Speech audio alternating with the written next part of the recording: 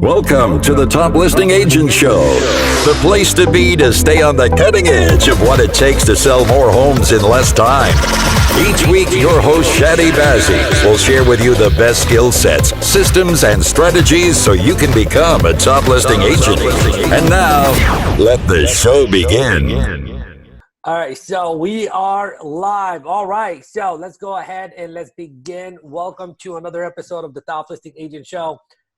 Look, for the last 10 minutes or so, I've been, talking, privately with, Chris, Waters. And I'm telling you, in the first 10 minutes, I'm like freaking damn blown away. And I was like, I know we're recording this for the Top Listing Agent Show, but I got to share them with all my friends. I got to share them with my audience and the people I really care about in the real estate industry. And I was like, hey, Chris, can we go live on Facebook? And he's like, yeah, let's do it right now. So, Chris, welcome to the show, buddy. Hey, Chad. Thanks for having me, man. You are so welcome, man. Is it Chadi or Chad? You can butcher it any way Bazzi? you want, bro. Am I going by Bazzi? Do you have a nickname? Oh, you don't want to know any of my nicknames, bro. You're going to get me in trouble right here. We're live on Facebook right now. It's Chadi Bazzi. There you go. Chadi Bazzi. Man, you have the coolest name. Thanks, that's bro. the most memorable name, too. Yeah. Everyone says, you should be in Hollywood with that name, right? Chadi Bazzi. Dude, that's a great name. Yeah, we're going to Hollywood, brother. Awesome. All right, so – Chris, let's give our audience, I'm telling them, listen to this guy, but I want to capture their attention. I want to capture their listening, and I want to do that right now. So in a minute or less, tell us how awesome you are, bro. So let's see. I graduated college 2006 and joined a real estate team and was a buyer's agent. Was not very coachable at that point in my life. I was like 21 years old and did not have a lot of humility and was not coachable. All the things you do not want in a salesperson you hire. And I was on this team only for about 4 months, and then I got out of the industry completely. I think I sold like 5 or 6 homes in that first 4 months before I got out. And then, I'm sure everybody remembers 2009. Market starts like crashing real hardcore, like Dow Jones is at like 5,000. And I had actually invested in a bar and restaurant in 2009.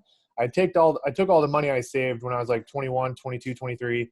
And I had a lawn mowing business through college, and I had sold that. And so I had a little bit of money I'd saved. Opened this bar and restaurant in 2009. And I, within basically 6 months, like our sales just started plummeting. We had this kind of niche of like doing private parties for professional organizations. Like I had the National Association of Realtors booked to do an event there. Anyways, when the market started crashing, everybody's, budget for entertainment went out the window. And so within 9 months we were shut down. I had burned through every dollar in my bank account and went into massive debt, so I was only 24 at the time and owed, over $100,000 to lots of different people.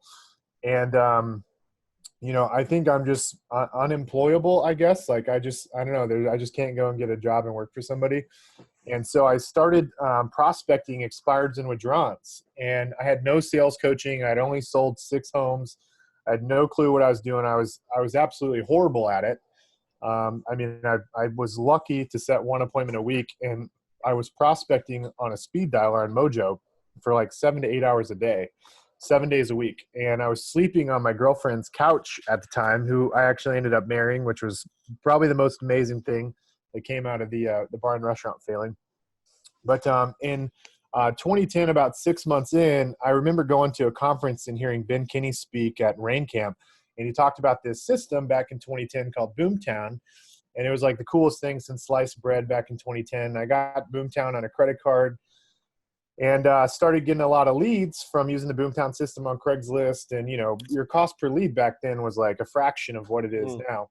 And so I started generating, 500-600 leads a month. And I had created this thing that helped me finance my lead generation I call it a brand ambassador program. I can talk more about that in a minute, but I didn't have any money to pay for anything. So I was able to put Boomtown on a credit card, but I didn't have any money to pay for the leads. So I came up with this thing called the brand ambassador program, where I got a lot of other local businesses to help contribute towards marketing, not just mortgage, but like a bunch of people.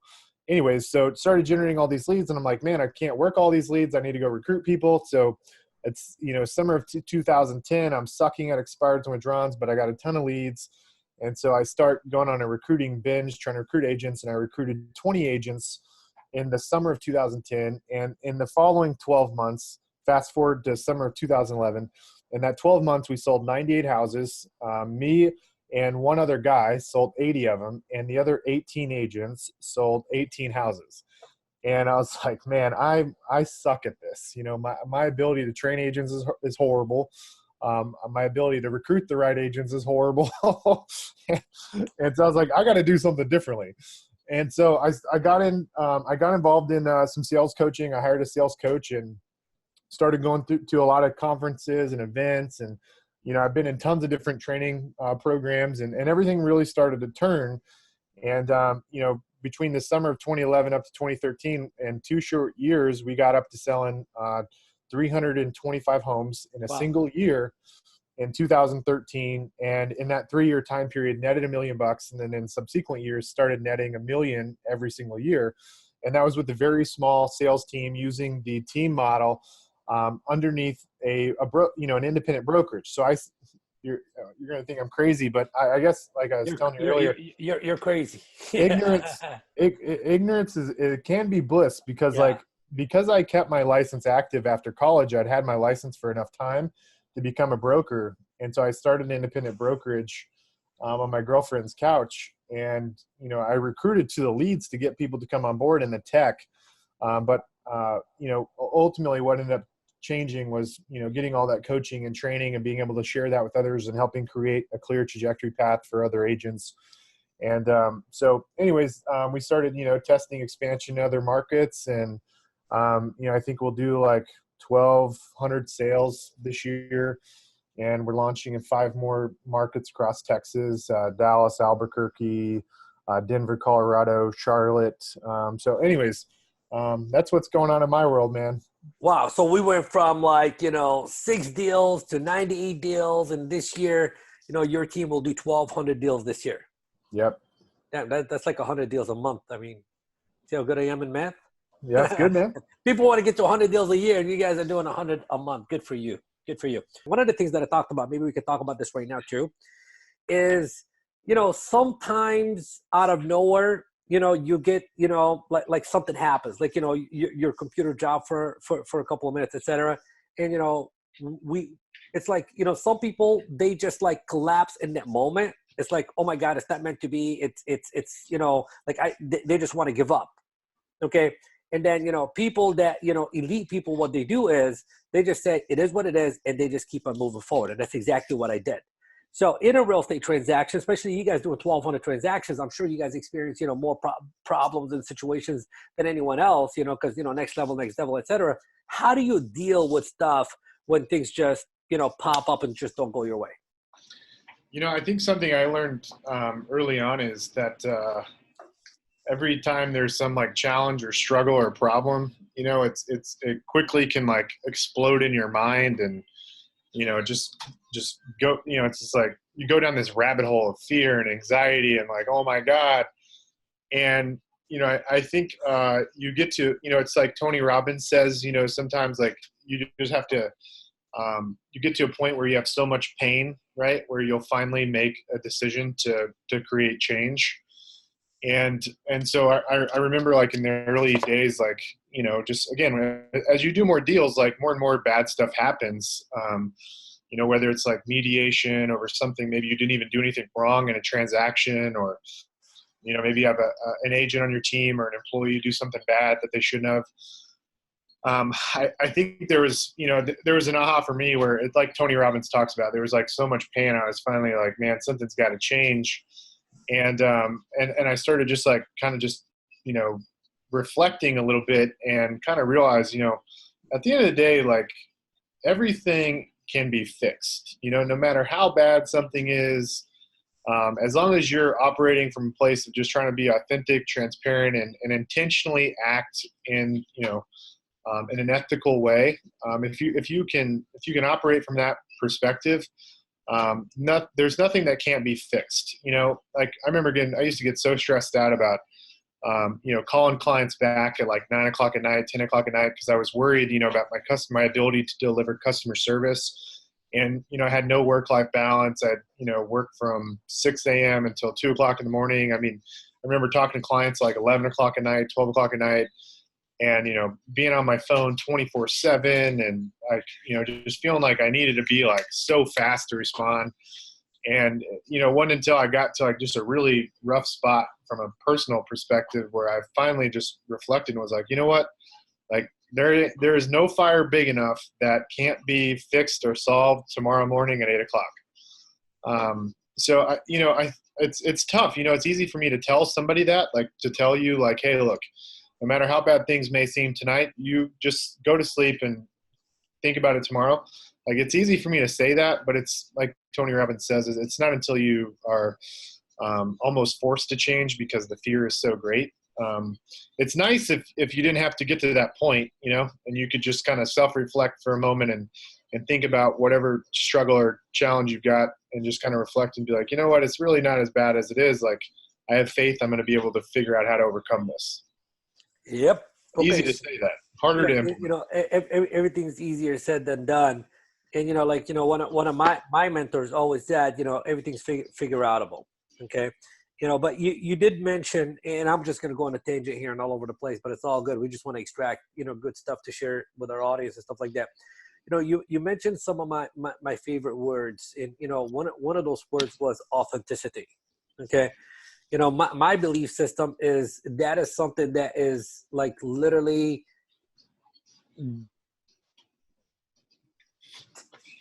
I think that's exactly what the public is looking for, the people that are looking to work with a real estate agent, and there's so many unauthentic people there. Yeah, I think a lot of people are trying to be something they're not. And when I hire brand new agents, I tell them all the time, like, tell people this is literally your first transaction. Because, like, we're all human beings and we all want to, like, help one another. I mean, most people don't operate from a place of, like, being, like, crazy, super judgmental. I mean, most people aren't that way. So I just being upfront and honest with somebody, telling them, hey, this is my first transaction, for example, when you're doing a real estate deal, can go so far. Your competitive advantage as a brand new agent is like, you're going to be at the complete disposal of your clients. Like if they want to see a house, like with 5 minutes notice, like, hey, you'll be able to run out there and show them. If they called me or one of my more like experienced, successful agents, like you'll be lucky if we can show you that house the same day, so like, I think like there's a book out there called Positioning, and it talks about how like when you think about whatever your weakness is, you should think about how that weakness could actually be a strength. So for example, the brand new agent competing against some super experienced agent. Well, the super experienced agent, if they're experienced and good, they're probably super busy. And it's going to be hard, from a scheduling perspective, especially in a hot market, to get them out to see a house. And so that's an advantage you have as a brand new agent. So I think that's a great book for people to read, Positioning, so that you can kind of go through your own like internal list of like, what are all your weaknesses and how could those actually be strengths in the eyes of a consumer? Because that's what marketing is all about, is just, the positioning of your message, right? So absolutely. Anyways. Absolutely. All right. Very good. Okay. So a couple of things that showed up right here I want to talk about when I come back and talk to them in a little bit. But what I want to talk about is, first of all, I'm talking to you and, you seem like, you're a very humble person. You seem you have a good level of energy, very nice guy, easy to talk to, etc. So obviously in order for you to be, that person, you got to have a very good mindset. So what do you do to work on your mind? Because to get to a level of doing 1,200 transactions a year, that takes a whole new level way of thinking. Okay. Mm-hmm. Okay. So how did you acquire that mindset, number one? And number two, how do you maintain it? Because there's someone out there and they don't want to do 1,200 transactions, Chris. They just want to do, maybe, 25, 30, 40 deals, et cetera. And there's no right or wrong number. There's just what's right for them. But they still need to have the right mindset. So number one, how do you develop the right mindset? Number two, how do you maintain it once you got it? So number one, one surefire way to develop it is to fail. like when you get into a very humble place, I think it creates, it creates a space for you to be more coachable. Mm-hmm. Like, for example, when I got into real estate out of college, like I wasn't coachable, like my team leader was telling me to stay focused, knock down this first domino first. And like, I wasn't focused. I wasn't listening. So I wasn't coachable. So the thing I would say to create the right mindset is, one, either you haven't failed enough yet, because failure will definitely help you get real humble to be in a coachable position. But the other thing I would say is, there's that saying, you're the average of the 5 people you hang out with the most. And so, what something I found was, like, when I hit certain like production, like a certain level from a productivity perspective, I noticed the people were hanging out with were starting, like I got to the top of those 5 people, if you will, and the other 4 people, for example, were starting to fall below me. And when I was the guy at the top of the totem pole, I got bored and complacent. And so I think you got to be constantly like upgrading your environment and your surroundings, which can be really hard to do when you start developing relationships and friendships with people. But like, if you're going to be constantly, raising the bar, like you've got to be surrounding yourself with people that are at that next level. I mean, at the end of the day, like everybody listening to this call, like all of us, we're all just a couple nuggets of knowledge away from where we want to be. And so like, once you've hit the pinnacle of your group of friends or whatever, in the industry, you're going to have to go outside of the box to gain some other nuggets of knowledge. So I think what can keep you in check from like a humility perspective is always upgrading your, the people you surround yourself with in the industry. So like, the guys that I hang out with, are doing 1,500, 2,000, 2,500, 3,000 closings in a year, running the team model. And there's very few of those people in the country. And it took me a really long time to even get these people to talk to me. So like, if you're listening to this call and you're doing 25 deals and you want to be like somebody doing 100, like you're not going to make friends with that person overnight. Like, they're probably very careful who they're going to let into their circle, if you will. But just stay committed to the path of like trying to find other people that are where you want to be. And I think always have a coach. Like, I think about the times when I've had like the most adversity and failed on my face the most. It was like when I was in between coaches.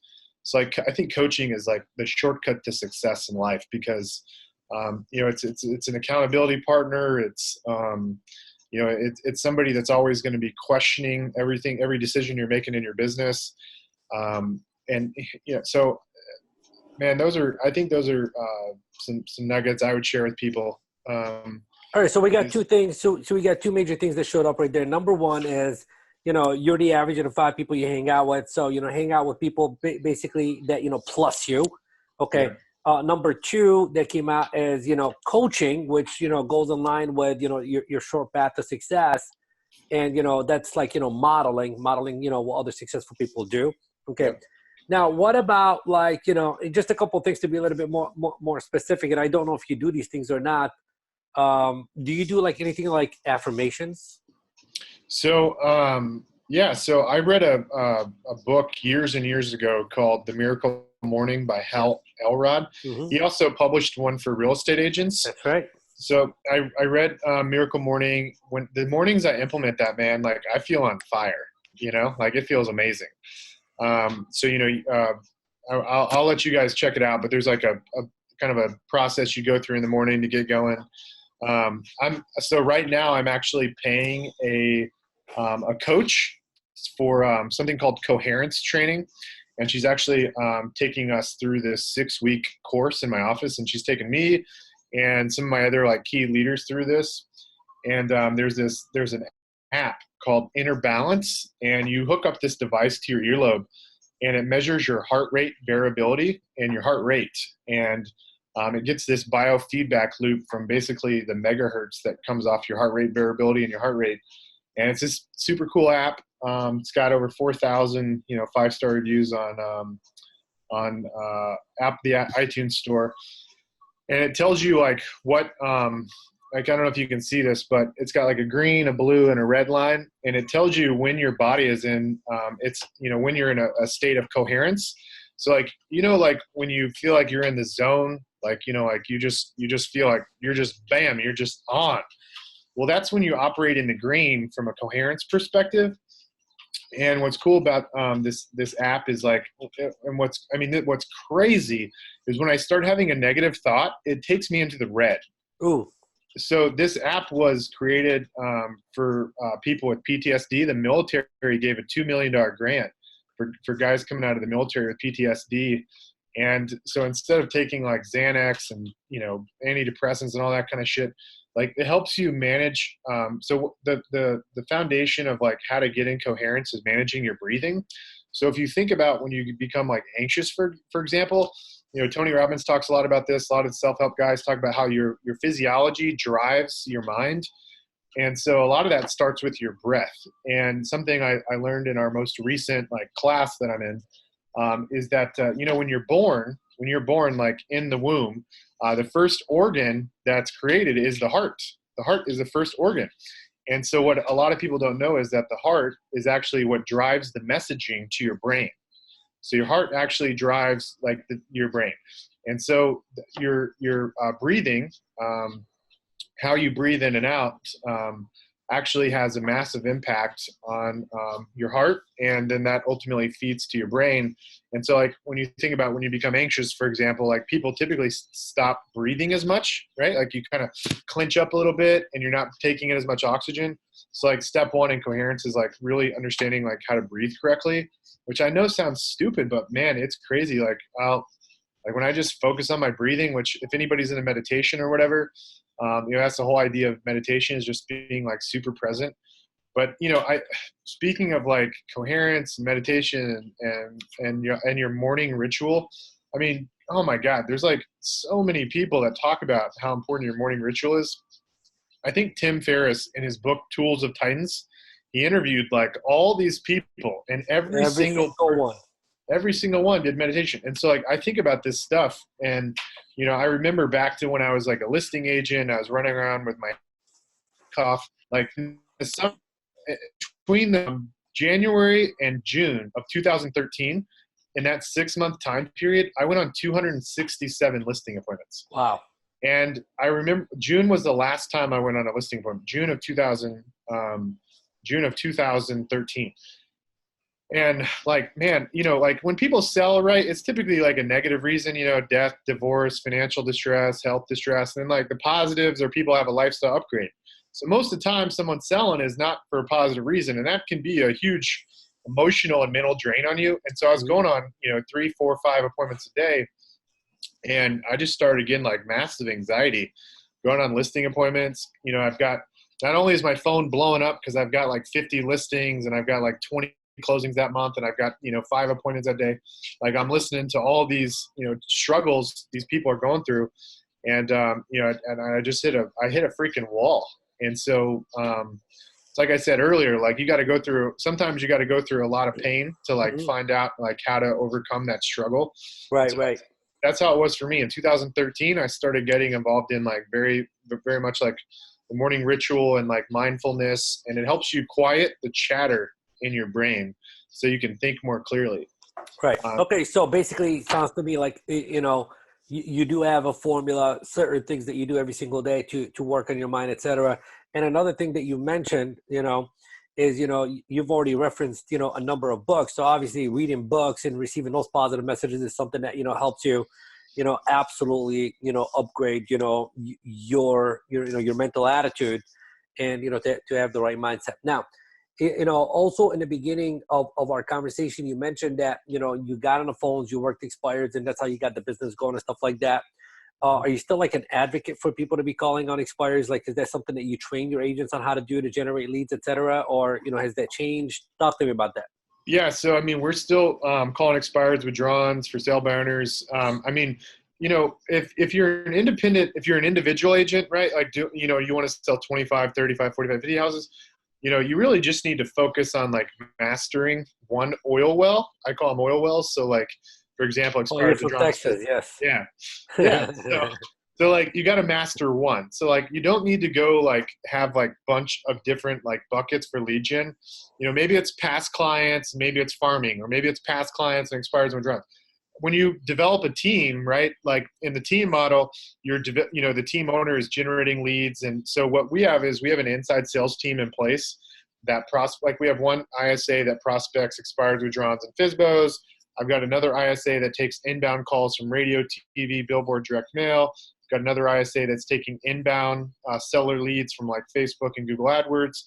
But if you listen to this again, you don't need to go do all those things. Like just go master one, and you can easily get 25 to 50 deals out of just that one source.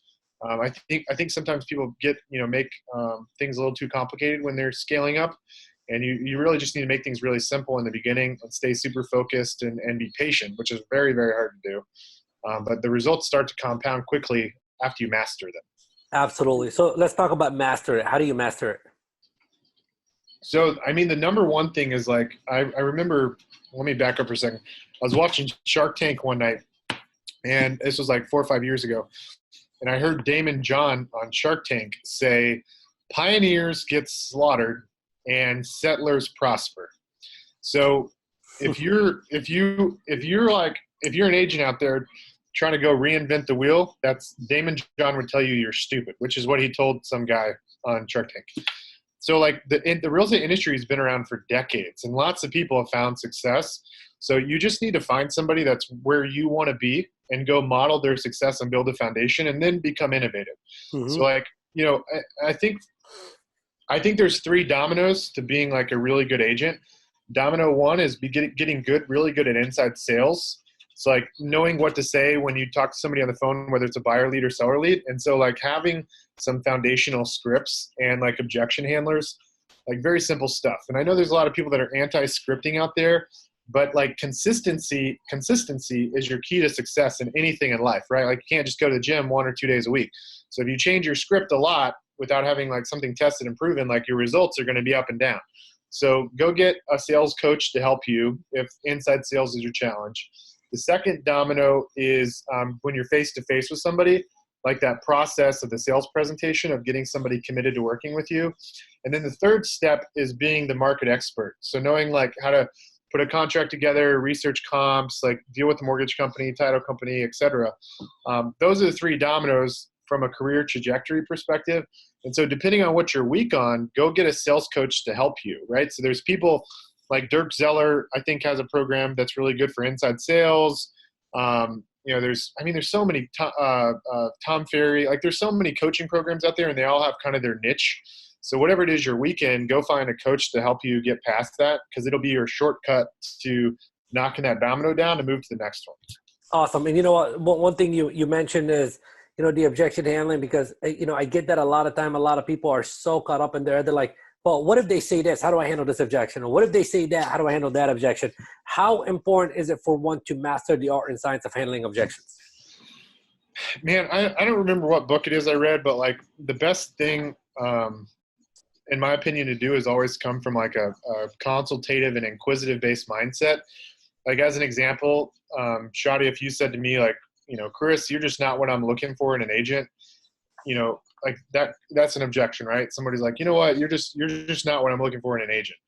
I mean, it's kind of like you got to flip that question upside down and come back and say, well, Chadi, if you don't mind me asking, what is it you are looking for in an agent? So like objection handling is all about flipping the question they have and asking the person in front of you for more clarity of what they're looking for. Yeah.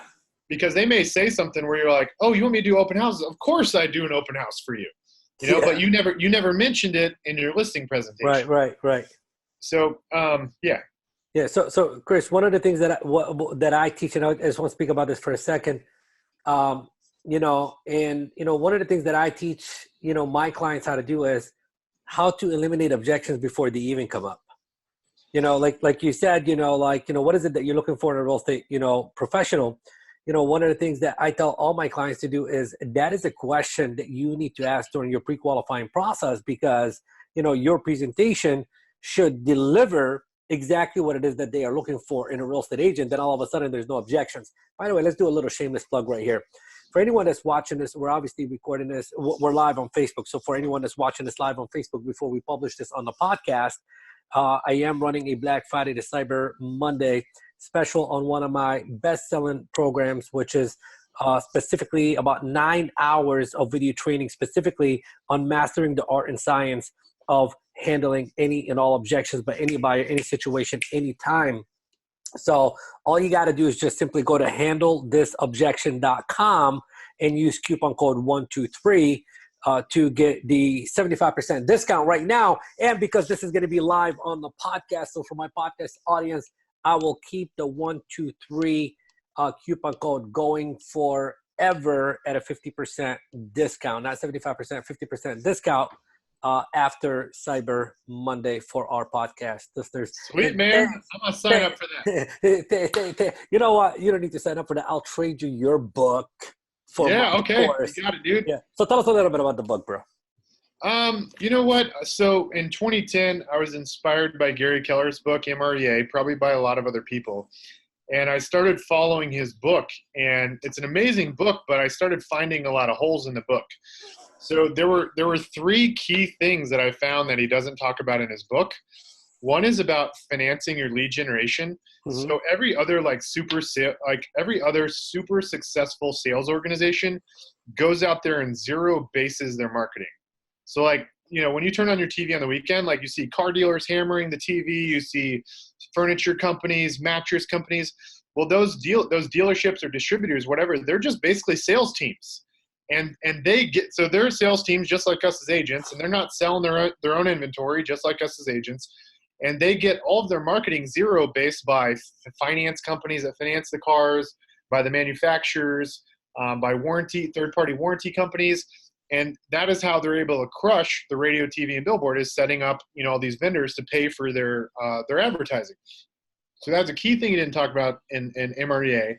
The second thing that he talked about in the book was about how your one thing as an agent is lead generation. And, granted, the book was published in 1998, and so lots changed. And something that's changed is lead gen, right? Zillow now, right? You just bolt it on, Realtor.com, Google AdWords, Facebook ads. There are all these companies you just bolt on lead generation. So we're not really in the business of lead generation anymore. If you're trying to be the $1 million agent, you're in the business of finding talent and helping people create a very clear trajectory path and helping them have success on your team and leveraging yourself through others. Really, that's the business you're in if you're following the team model and you're trying to be the $1 million agent, in my opinion.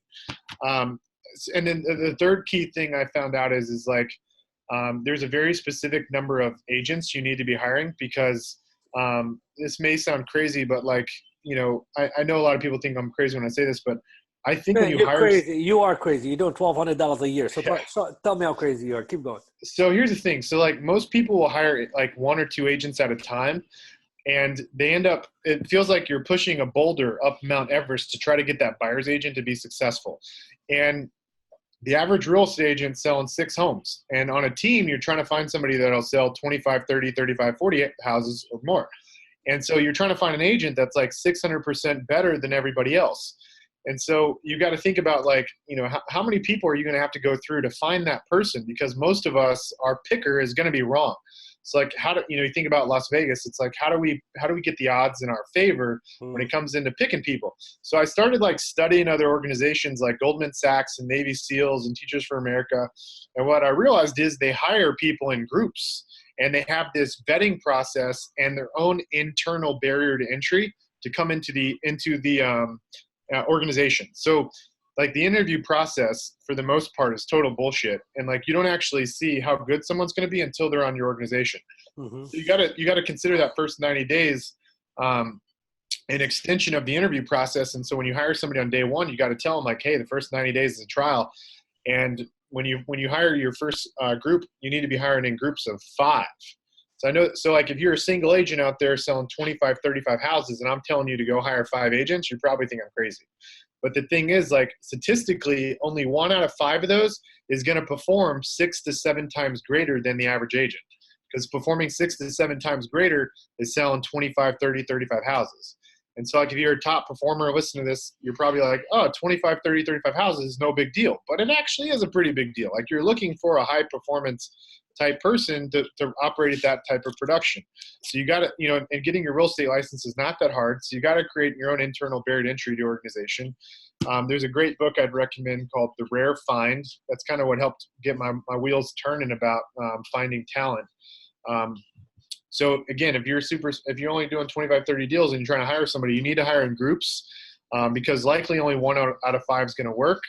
If you go on the NAR website, National Association of Realtors, they say only 18% of agents make it in the first 12 months.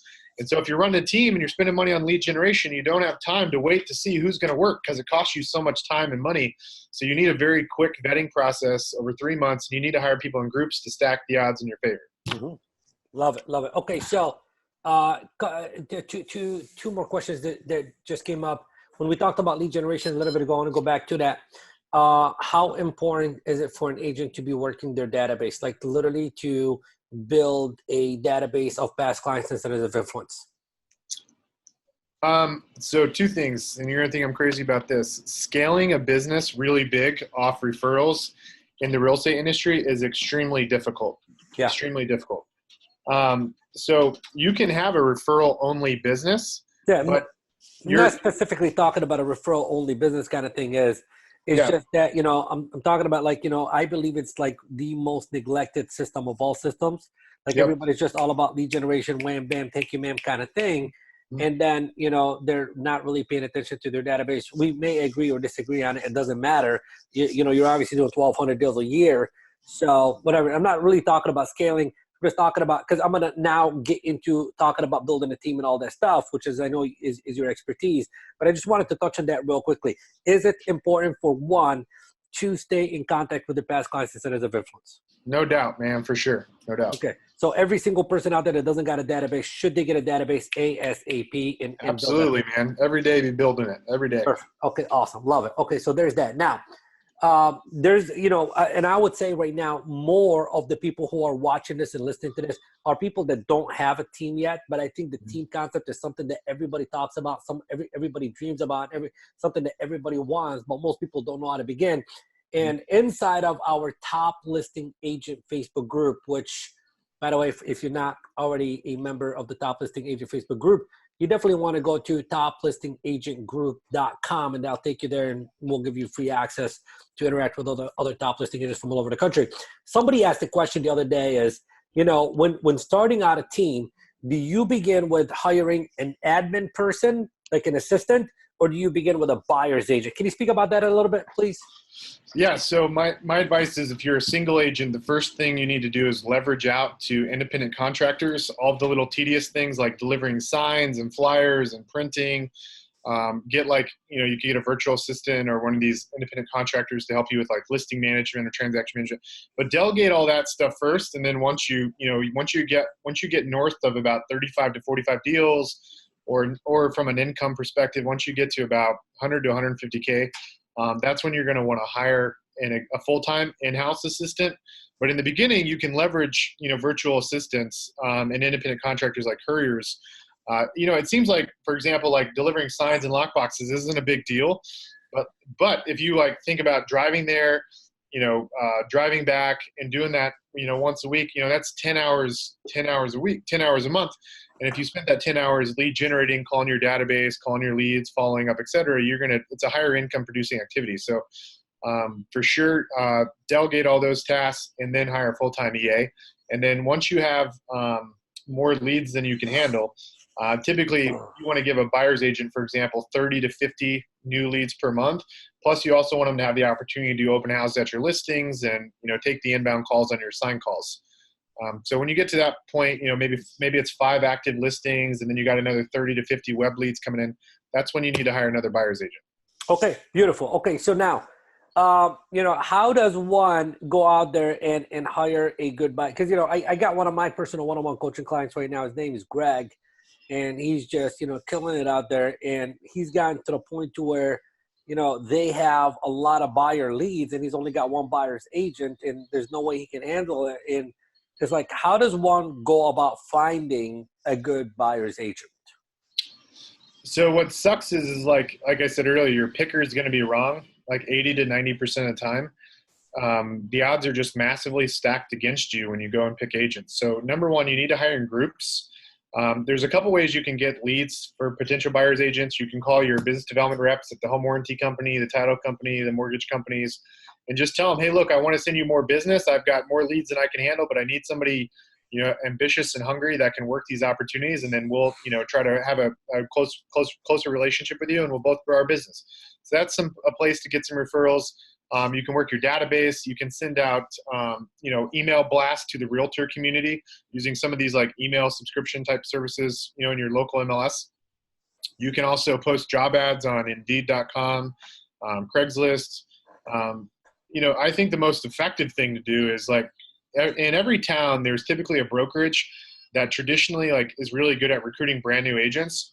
And, if you're offering leads and mentorship, like there's massive value to that because just to pay for a coach is $1,000 a month. So there's a lot of agents out there that are only 6 months in the business, and you're going to give them leads and coaching, and you're not going to charge them. You're going to have a more favorable split to the company, but you're not going to charge them all this stuff up front. And so basically go to that broker roster website and just start calling down the directory and contact every agent on that list and try to set appointments with agents on that list and say, hey, look, I'm an agent in Austin, Texas, and I've got more business than I can handle, and I'm looking for somebody to mentor. I don't charge for any of the coaching or any of the leads. If you want to talk about being a part of this and how maybe I can help you grow your business, let's sit down and meet. Anyways, you just go down that whole directory and start calling people, and it's just a function of talking to as many people as possible. Excellent ideas, Chris. Is this mentioned in your book? Like, is there examples of all of that inside your book and all that good stuff? Yeah. So, I didn't really finish telling the story about the book, but basically I read a lot of the real estate books out there, and, let us take a look at that beautiful cover right there. What is it called? $1 Million Real Estate Team. Before you even talk a little bit more about it, how can people get that? So you can go to Amazon. It's available on Amazon, also on Audible. I have a promo code I can throw out to your listeners to get the book for free. It's up to you, bro. You know what? I love my listeners, and let's do something good for them. So I've got there's a promo code is Go Team Go, but you have to order it at wirbook.com to get the free book. WIR.com? wirbook.com. wirbook.com, and the coupon code is Go Team Go. Go Team Go, and I'll give it to everybody for free. Awesome. Love you for that. This isn't like a bull, right? 220 pages. The deal is like I wrote it. I had a lot of people start asking me like how we grew so fast because I went to industry events and stuff. Because we got to over 300 closings and like 100 million in sales in 3 years, and so everybody's like, man, what did you do? And so I kind of quietly started like sharing with people what I was doing like in 2013, 2014, 2015. And I was in a lot of the same coaching as these guys. And then they weren't having a lot of success. And then they started modeling some of the things I did. And then they started like exploding. And then I started testing this in other markets. And these teams started, these people that were single agents doing 25 deals went from 25 to 100 and then 300. And so I basically documented our journey. So the book is kind of the journey of building a team. And the book is broken down into three phases of growth. So the key thing is like, everybody's probably heard that saying. It's about doing the right things in the right order. Sometimes if you do like the right things, but in the wrong order, you take 2 steps forward and 3 steps back. I don't know if y'all have like IKEA. You ever heard of IKEA furniture store? Yeah, of course. Every time I go to IKEA, man, like I'll buy a piece of furniture and I don't follow the instructions and I get done putting it together and I've got all these bolts and pieces left over and I have to take the whole damn thing apart. So like the key thing in the team model is like hiring the right people, putting the right lead gen strategies in place, getting the right technology in place. And you have to do it very, very specific to where you are in the growth curve. So like I tried getting like the best, CRM system, and I had a really small team, and it was to the detriment of our business. It slowed us down. So the book talks about the 3 phases of growth, and then there's 7 key pillars you basically have to be very aware of when you go through those 3 phases of growth. And there's different levers you have to push for those pillars. Here are the pillars right here. Okay. So those are the pillars you got to be kind of aware of. And then you got specific levers for each pillar to go from phase 1 to phase 2 to phase 3. Beautiful. Okay. So basically, everything's laid out in the book, and there's the three phases, and We talk a lot about what we did wrong. Like there's tons of examples of stuff we tested that didn't work, like direct mail stuff that works and didn't work, and lots of failures. Very open from a failure perspective. and that's what makes it a great book to read. It everybody knows I haven't read the book yet, but I'm really looking forward to reading the book. But you said something that makes me absolutely want to read the book, is because you said it's a journey that was documented, and now you're talking about we don't just talk about here's how you do it, but you talk about the pitfalls and the failures that you had to encounter in order for you to overcome. And so people that way, number one, they can expect that part of the journey is going to be a pitfall, a failure, etc. And then here's the way to avoid it. So I am going to, before even I'll send you a copy, man. Give me your address. I'll get you a copy. I'm definitely going to get my copy, and I'm definitely going to read it, me and all my clients, for sure. So that's awesome. All right. So you still good on time for a couple more minutes? I want to talk to you about a couple more things. Yeah. Okay. So we talked about mindset. Okay. We talked about skill set, and we talked about, building a team, etc. But there's one more thing. It's the one thing I like to talk about with every single person that comes on the show. Okay. And it revolves around mindset, but it's one specific word. Okay. And the word is belief. Okay. I think, one of the major reasons why people don't ever go to another level is simply because they don't believe they can. Okay. And, the thing that a lot of people struggle with out there is, let's call it low self-confidence, which is, lack of belief, low self-esteem, lack of belief. Okay. Does Chris Waters believe in himself?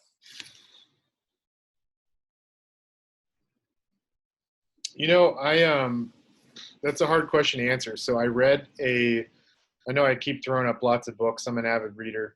There's a book that Tim Ferriss recommended called The Magic of Thinking Big. Yeah. But Schwartz. Yep. And so the title pretty self-explanatory, but the thing they talk about in the book is most entrepreneurs, the reason most people change businesses every 3 to 5 years is because they actually accomplish what they set out to do. And if they would have thought a little bit bigger, they would have probably hit that too, but they got bored because they hit this proverbial ceiling, if you will, of what they wanted to accomplish. So, I think for me, my challenge has always been for example, when I got started in real estate, I saw all these people selling 500 homes in the team model, and I was like, man, I want to get there. And I was like, I don't know how I'm going to do it, but I'm just going to work hard and see if I can make it happen. And I ended up getting there, and I surprised myself, and I got very complacent and bored. And I wish I could have gone back in time and told myself, hey, you need to believe in yourself more, because you can actually take this to an entirely higher and bigger and just a much grander level if you'll think bigger. So it's one of those things. I think when you catch yourself being bored and complacent, it's like a time when you need to be kind of self-aware of maybe I set the bar too low, and I doubted myself on what I'm capable of. My thinking now is so massive, but it was not like this in the beginning. I was very pessimistic when I was going through that journey of trying to get to 500 deals as a team. I was super pessimistic, and then I got there, and then for 12 months I was just super bored and complacent, and that kind of derailed me on the growth path a little bit. And again, I think when you like I mentioned earlier, when you start surrounding yourself with people at a higher level, you start realizing there's really not a lot of differences between me and anybody listening to this that's doing 25 to 50 deals. Literally the only difference is I probably learned a few more nuggets of knowledge, and I implemented and took action, and I was able to replicate other people's success by modeling what they were doing. And so the real estate industry has been around for decades and decades and decades, so it's not like this isn't rocket science. We're not you don't have to be super innovative. You can model other people's processes and systems. And Yeah. I mean, I don't think there's any difference between me and Gary Keller now, right? Like, I mean, 5 years ago, I'd be like, shit, man, get on Gary Keller's level. I don't know about that.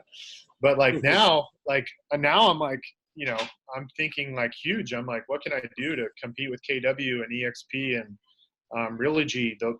Like that's where my mind's at now. But like, shoot, man, 5 years ago, definitely not. So I think, again, I can't reiterate enough how important it is to have coaching and to find somebody that's where you want to be and model their success, and constantly be upgrading the people around you, to be pushing you outside of your comfort zone. Yeah. Because I think it's just human nature for all of us to doubt ourselves and at certain points to not have, belief in our abilities to get to certain things. But, I'm sure there's a lot of people on this call thinking I'm like something special. And but there's not. Like, I wasn't like some super, amazing student, in school and whatever. I mean, I'll work hard. When I fail, I try to get back up as fast as I can.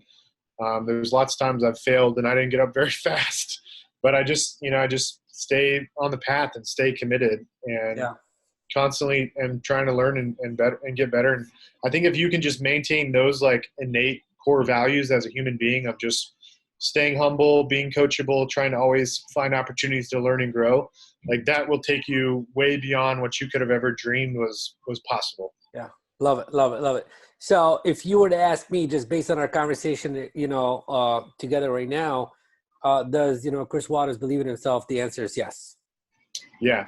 Yeah. Okay, beautiful. Now, for sure. And also, for people that are going to watch this more than one time or listen to it more than one time, which I recommend that you do so you can really extract the nuggets, there's certain things that kept on showing up here. Like every time I ask a question, you would always reference, one of three things. Okay, and the three things are, I believe those three things are like literally the key to his success. My belief system. You can correct me if I'm wrong.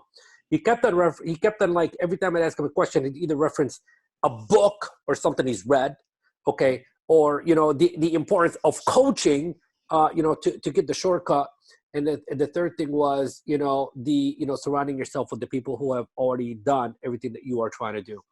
True statement. Did I get it right or no? Nailed it, man. Nailed it. Yeah.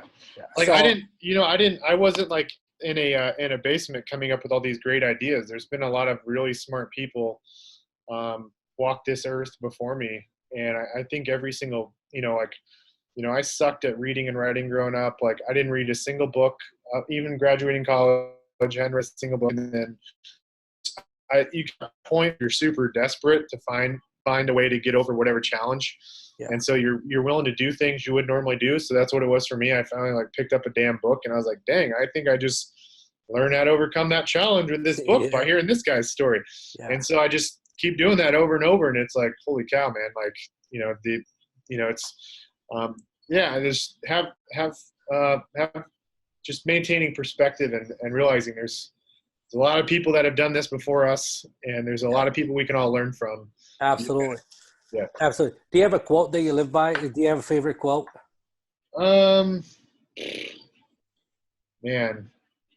So there's this quote by Mark Twain, and I may butcher this, but I think about it all the time.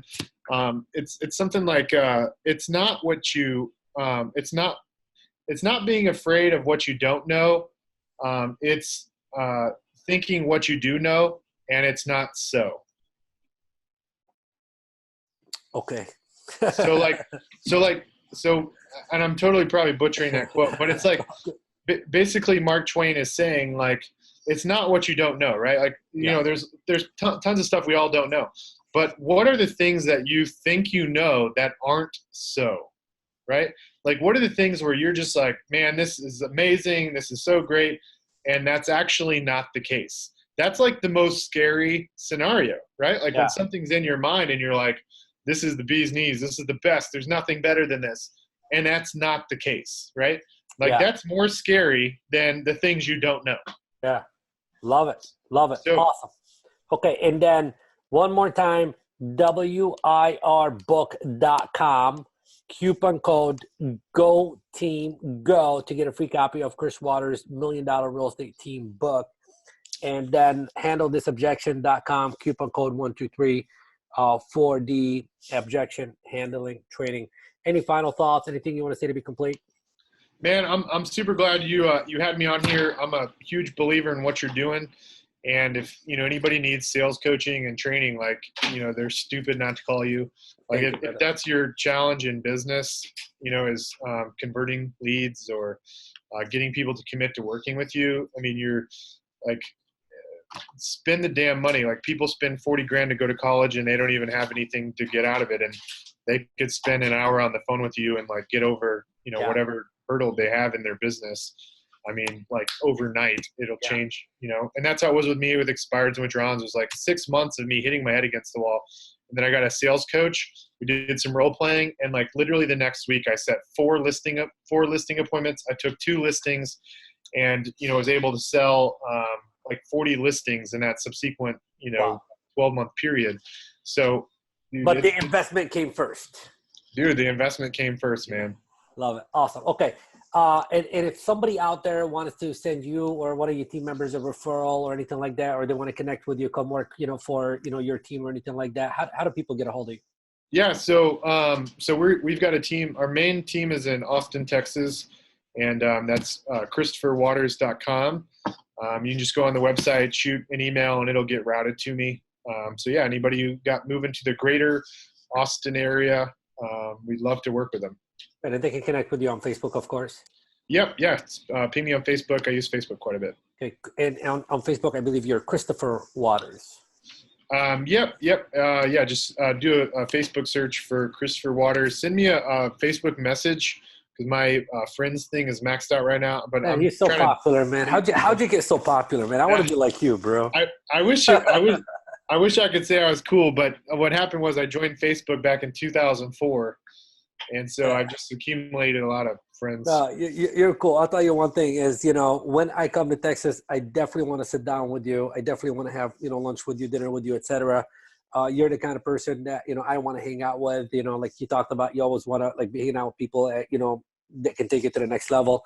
And I know you have so much value to share, and I want to extract that and share that with the world. Cause, I think we're both, alike, and, we believe in contribution and giving back. And that's the reason, you're giving the book away for free pretty much, because you want to give back to this industry that we love so much. And I just want to say thank you very much for giving me the opportunity to share you with my audience. I think the last hour or so that we spent together it's going to change somebody's life. It's going to change somebody's life. And at the end of the day, that's exactly what it's all about. And I so appreciate you for that, brother. Thanks for having me on, man. I'm super pumped to get it just dawned on me. You said you have 25,000 people listening to your podcast. So every single month we get about 25,000 downloads. I'm going to have to go order a shit ton of books. For sure. Anyways, yeah, man, I'm super excited to hear what people think and stay connected with you. Awesome. Love it.